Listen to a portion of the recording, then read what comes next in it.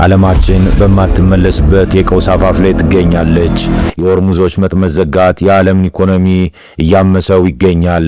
አየር መንገዶችም የመንግስትን እጅ እየጠበቁ ነው። በሌላ በኩል ትራምፕ የኢራንን ኢላም ጥሪ ውድቅ አድርገዋል። የኒውክሌር ስጋቱ ወደ አዲስ ምዕራፍ ተሸጋግሯል። ከሊባኖስ እስከ ኮሪያ ልሳነ ምድር፣ ከዩክሬን እስከ ኮንጎ ያሉ ፍጥጫዎችስ ምን አዲስ ክስተት ይዘዋል? ሰላም ጤና ይስጥልኝ።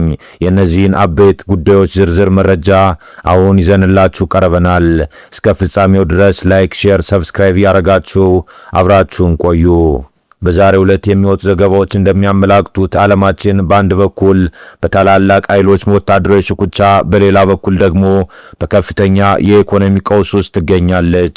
በመካከለኛው ምስራቅ የኢራን ጦርነት ከተከሰከሰ 2 ወራት ያስቆጠረ ሲሆን የሆርሙዞች ተዘግቶ መቆየቱ በዓለም አቀፍ የንግድ መስመር ላይ የፈጠረው መታፈን አሁን ላይ ወደ ከፋ ደረጃ ተሸጋግሯል። ይህ እገዳ በዓለም የነዳጅ ገበያ ላይ ከፍተኛ የዋጋ ንረት ያስከተለ ሲሆን በተለይም አነስተኛ ዋጋ የሚያስከፍሉ አየር መንገዶች የነዳጅ ዋጋ መቋቋም አቅቷቸው ከአሜሪካ መንግስት የቢሊዮኖች ዶላር ድጋፍ እስከ መጠየቅ ደርሰዋል። የአውሮፓ ህብረትም ይህ በባህር መስመር ላይ የተጣለው እገዳ ዓለም አቀፍ ሕግን የሚጥስ አደገኛ ቅድመ ሁኔታ መሆኑን በመግለጽ ስጋቱን እያሰማ ይገኛል። በሌላ በኩል በኮሪያ ልሳነ ምድር ያለው የኒውክሌር ስጋት አዲስ መልክ ይዟል። ደቡብ ኮሪያ በኒውዮርክ እየተካሄደ ባለው የኒውክሌር መሳሪያዎች ስርጭት መከላከያ ስምምነት ኤንፒቲ ጉባኤ ላይ ሰሜን ኮሪያን ልዩ ስጋት ስትል የፈረጀቻት ሲሆን ፒዮንያንግ ከስምምነት ወጥታ የኒውክሌር ጦር መሳሪያ ማበልጸጓን መቀጠሏ ለዓለም ደህንነት ትልቅ ፈተና መሆኑን አስምራበታለች። በተለይም ሩሲያ ከሰሜን ኮሪያ ጋር የምታደርገው ወታደራዊ ትብብር የተመድ የጸጥታው ምክር ቤት ውሳኔዎችን የሚጻረር በመሆኑ በአስቸኳይ እንዲቆም መጠየቋ በዩክሬን ጦርነት ሳቢያ በምዕራባውያንና በሩሲያ መካከል ያለውን ዲፕሎማሲያዊ ፍጥጫ ይበልጥ እንዲካረር አድርጎታል። በአጠቃላይ የወቅቱ ዓለም አቀፍ ሁኔታዎች እርስ በርሳቸው የተሳሰሩ ናቸው። በመካከለኛው ምስራቅ ያለው ጦርነት የዓለምን ኢኮኖሚ እያናጋ ባለበት በዚህ ወቅት በምስራቅ ኤዥያና በምስራቅ አውሮፓ ያሉ ወታደራዊ እንቅስቃሴዎች ደግሞ የዓለምን ሰላም አደጋ ላይ ጥለውታል።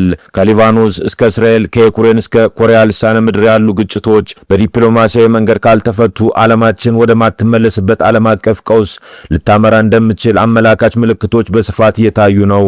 በአሜሪካና በኢራን መካከል ለረጅም ጊዜ የዘለቀው ፍጥጫ አሁን ላይ በቀረበው የድርድር ሐሳብ ዙሪያ በፈጠረው አለመግባባት ምክንያት ወደ አዲስ የዲፕሎማሲያዊ ቀውስ ምዕራፍ የተሸጋገረ ይመስላል። ፕሬዚደንት ዶናልድ ትራምፕ ከከፍተኛ የብሔራዊ ደህንነት አማካሪዎቻቸው ጋር በመምከር የኢራን የሰላም ጥሪ ውድቅ ማድረጋቸው ዋሽንግተን ከኒውክሌር ጉዳይ ውጭ በሌሎች የደህንነት ስጋቶች ላይ ብቻ ተመስርታ ለመደራደር ያላትን ጽኑ ፍላጎት ማጣት በግልጽ ያሳያል።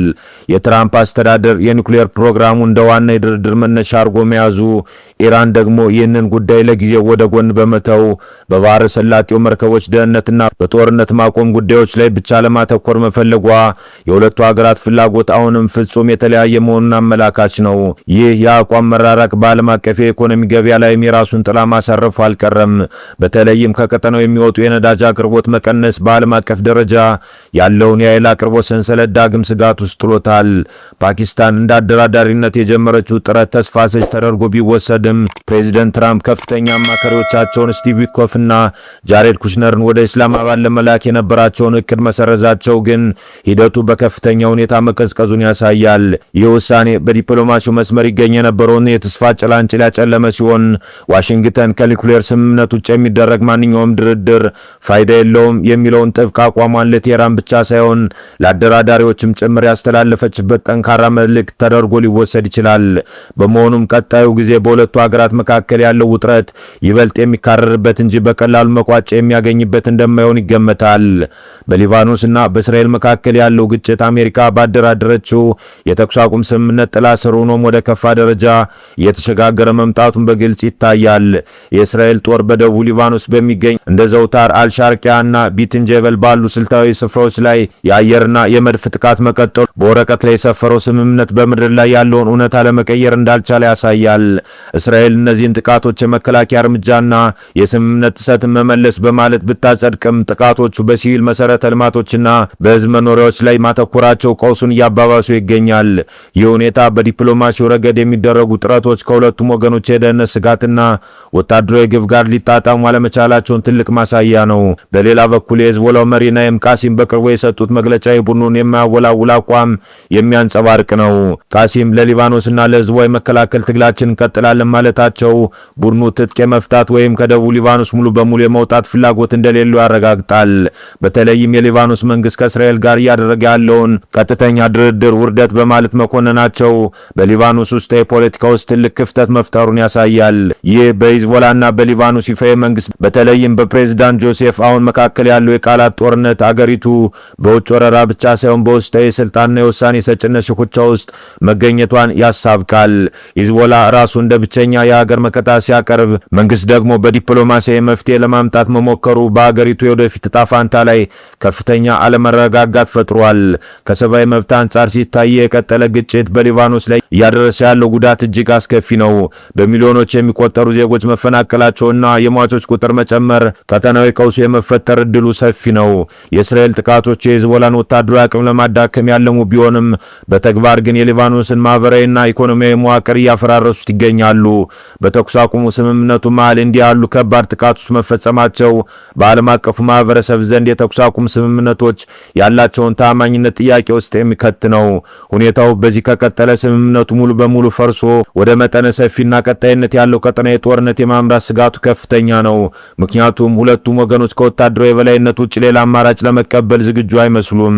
በሌላ በኩል የዲሞክራቲክ ሪፐብሊክ ኮንጎ መንግስት የማዕድን ዘርፉ ከታጠቁ አማጽያን ከህገወጥ ዝውውር ለመታደግ የማዕድን ጥበቃ የተሰኘ ግዙፍ የፓራሚሊታሪ ኃይል ለማሰማራት የወሰነው ውሳኔ በሀገሪቱ ጂኦፖለቲካዊና ኢኮኖሚያዊ እንቅስቃሴ ላይ ትልቅ ለውጥ ሊያመጣ የሚችል እርምጃ ነው። ይህ $100 ሚሊዮን የተመደበለት ፕሮጀክት ኮንጎ ለዓመታት ስታገልበት የነበረውን የደም ማዕድን ስም ለማጥፋትና የመንግስትን ቁጥጥር ለማስፈን ያለመ ነው።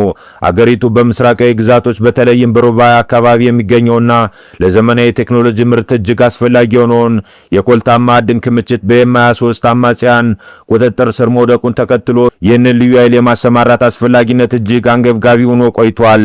አዲሱ መዋቅር ከ2500 በላይ ሰልጣኞችን በመያዝ ስራውን የሚጀምር ሲሆን እስከ 2028 ድረስ ደግሞ 20 የሚጠጉ ታጣቂዎችን በማሰማራት መላውን የማዕድን ሰንሰለት ከቁፋሮ እስከ ድንበር መውጫ ለመጠበቅ አልሟል። ይህ መንግስት በቀጥታ በሰራዊቱ ላይ ብቻ ከመተማመን ይልቅ ለማዕድን ስራው ብቻ ትኩረት የሚሰጥና የሰለጠነ ገለልተኛ ኃይል በመፍጠር የጸጥታ ክፍተቱን ለመሙላት መሞከሩን ያሳያል። ይሁን እንጂ የዚህ እቅድ ስኬታማነት በሁለት ዋና ዋና ተግዳሮቶች ላይ የተመሰረተ ነው።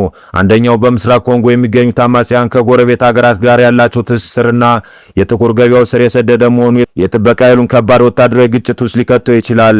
ሁለተኛው ደግሞ በመንግስት መዋቅር ውስጥ ያለውን የሙስና ሰንሰለት በመበጠስ ረገድ የአዲስ ኃይል ራሱ ምን ያህል ከጥቅም ግንኙነት የጸዳ ይሆናል የሚለው ጥያቄ ነው። የኢንስፔክተር ጀነራል ራፋኤል ካቤንጌሊ አስተያየት እንደሚጠቁመው ግቡ ማዕድኑን መጠቀም ብቻ ሳይሆን የዘርፉን አስተዳደር ግልጽነትና ተጠያቂነት ማሻሻል ነው። የሙከራ ከተሳካ ኮንጎ ያላትን የተፈጥሮ ጸጋው ወደ ብሔራዊ ሀብት በመቀየር የጦርነት መነሻ የሆነውን የማዕድን ዘርፉን ወደ ልማት ሞተርነት የመለወጥ እድል ይኖራታል። ይህም በቀጠናው ላይ ያለውን የኃይል ሚዛን በእጅጉ ሊቀይረው ይችላል ብለዋል። ለዛሬ ያዝንላችሁ ዓለም አቀፍ መረጃዎች እነዚህን ይመስሉ ነበር። ቪዲዮውን ላይክ ማድረጋችሁና ለሌሎች እንዲደርስ ሼር ማድረጋችሁን አትርሱ። አዳዲስና ወቅታዊ መረጃዎች በፍጥነት እንዲደርሷችሁ ደግሞ ቻናላችንን ሰብስክራይብ በማድረግ የደወል ምልክቷን ይጫኑ። በቀጣይ መረጃ እስከምንገናኝ ድረስ ሰላም ቆዩ።